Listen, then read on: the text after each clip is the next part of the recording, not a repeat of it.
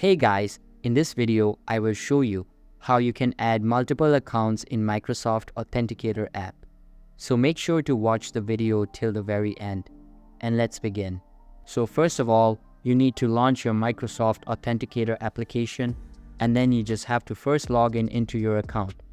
Now, once you've successfully logged in, if you want to add some other account of yours into it, then you will have to click on this plus tab in the top.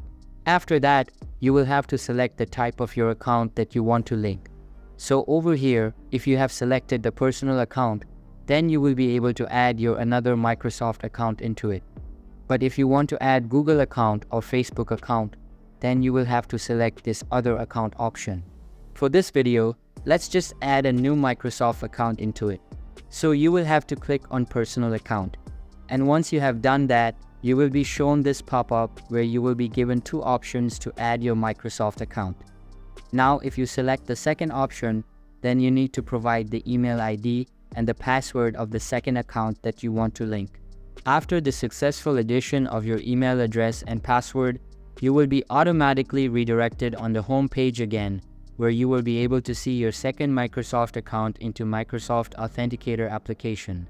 So if you want to add some other account, then again you will have to tap on this plus tab. And then you can add as many accounts as you want in the Microsoft Authenticator app. So that's basically how you can add multiple accounts in Microsoft Authenticator app. So that's all for this video. Hope you liked the video. Thanks.